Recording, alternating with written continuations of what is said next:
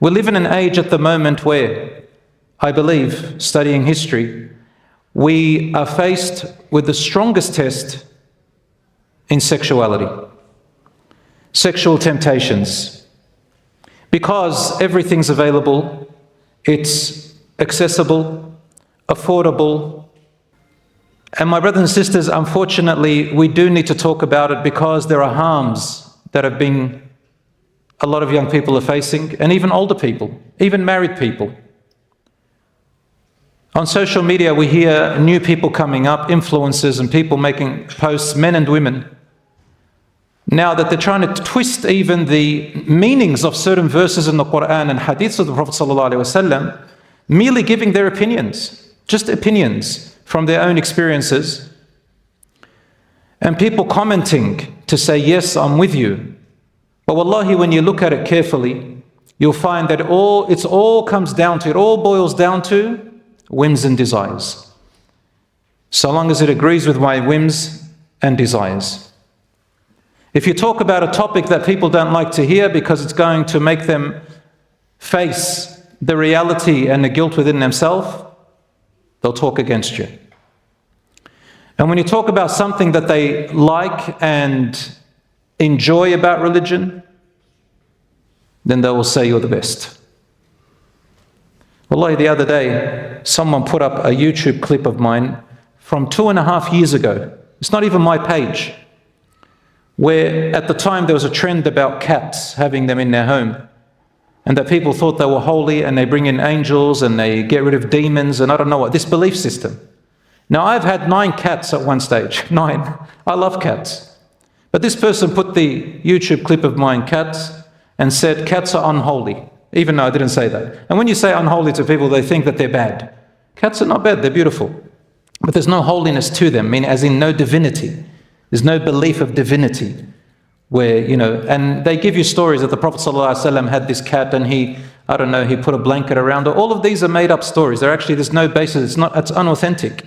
But people, they heard them from certain speakers and they think, and then they attach, this is where, in certain religions, this is how they create godliness out of animals. Anyway, the point of that is, because it didn't agree with certain people's desires, because they love cats, you should see, he's a kafir, he's delusional, he doesn't know about his religion, he's deluding everyone. People like these sheikhs, they put people off. As simple as talking about a cat. Just a cat story. Suddenly we're putting off people off religion. We've come to a point where, and in many other examples, we've come to a point where, subhanallah, the whims, desires, the personal beliefs overriding, the truth of our deen. So we are just advising one another, and at the end of the day, brothers and sisters, wallahi, each and every one of us will be gathered on the Day of Judgment by himself and by herself. Allah says in the Quran, وَكُلُّهُمْ آتِيهِ يَوْمَ الْقِيَامَةِ فَرْدًا. Every single one of you, every single one of them, Allah says, will rise to face their Lord alone. Alone, not with your family, not with your clan, not with your group, not with your social media people, not with your people you took allegiance to, not with anyone except you and your deeds. And Allah subhanahu wa ta'ala says, يَوْمَ تُبْلَ السَّرَائِرُ. On that day, the deepest secrets shall be exposed. Nothing is going to be hidden. We are merely here reminding one another, trying to make it through to the hereafter and doing the best that we can in this world within the guidance and within the parameters that Allah subhanahu wa ta'ala has drawn for us. For He is the one who created the man and the woman, and He is the one who created this universe. And if we were to look deeper into His creation, wallahi, our mind will crumble to pieces from the miraculous creation of Allah subhanahu wa ta'ala, the knowledge of Allah subhanahu wa ta'ala, and how dare even any of us question one single statement of Allah subhanahu wa ta'ala, the knower of all things. My brothers and sisters, we come back to say this. Those who don't know Allah will argue with Allah. Those who do not know and learn about the words of Allah will try to debate the words of Allah. But those who know Allah subhanahu wa ta'ala will fear Allah and will love Allah even more. And there is no use in someone saying, I love Allah, I trust Allah, I put my trust in him. I love him. But they don't put their words into actions. Meaning some people want to take parts of the Quran and they want to leave out other parts. The parts that suit them, parts that don't suit them, they don't want to leave it out.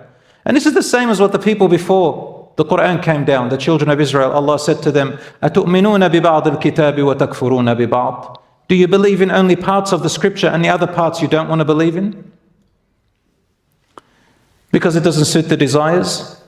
No. We as Muslims, when we say, our Lord is Allah, and then we are steadfast, it means we are ready to follow Allah's guidance, and we are ready to admit when we make a mistake to ourselves, and we're ready to repent.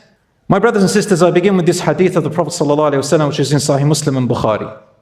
He said, حُفَّتْ الْجَنَّةُ بِالْمَكَارِهِ وَحُفَّتِ النَّارُ بِالشَّهَوَاتِ. Paradise, the gardens, have been fortified, covered. The gardens have been fortified by things that the lower self desires dislike. And hellfire has been fortified by the things the lower self desires tempt and lust for. So whichever fortification you can break through, you will go into that place. Makarih, things that the lower self hates. Allah subhanahu wa ta'ala commanded us certain acts and forbid upon us certain things. The nafs, the lower self and desires, doesn't like that. Your heart likes it, your belief and faith likes it, your common sense in Allah likes it, but your lower self, the ego, the nafs, the desires, they don't like it. Because the desires, they love comfort. The desires, they want to do whatever it tells them. The desire wants to be fed all of its satisfactions. You've got people's desires who go and commit adultery and fornication as it pleases. Others' desires, they want to earn their wealth in any way, shape or form. They don't care if it's permissible or impermissible, legal or illegal. They just take it because the desire wants to take it all. There are people who want to murder and kill in the name of power and gain.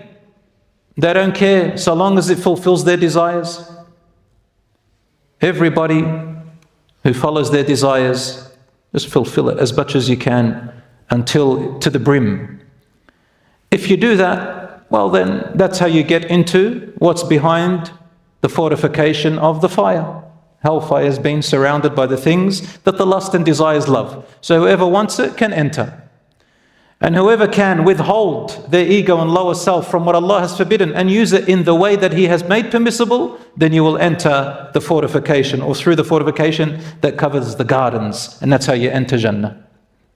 Of course, brothers and sisters, what do you think? Jannah is for free? Rasul sallallahu alayhi wa sallam said, أَلَا إِنَّ سِلْعَةَ اللَّهِ غَالِيَةً أَلَا إِنَّ سِلْعَةَ اللَّهِ هِيَ الْجَنَّةِ. Behold, Allah's merchandise is expensive, it's valuable. Behold, the true merchandise of Allah that He offers you is paradise. So my brothers and sisters, who wants it? You want it? Then inshallah, prepare for it. So one day he was coming back to save a group. He sent them out, and then as he was walking out away from where the Kaaba is, he was near there, he noticed from a distance Anaq, his ex-girlfriend. She was coming forward, and he had to hide himself because she knows him. So he hid behind a wall, and she noticed his shadow. So she comes up really closely, and she said, Mirthad, I noticed from your shadow and the way you move. He said, Anaq. So he still had feelings for her.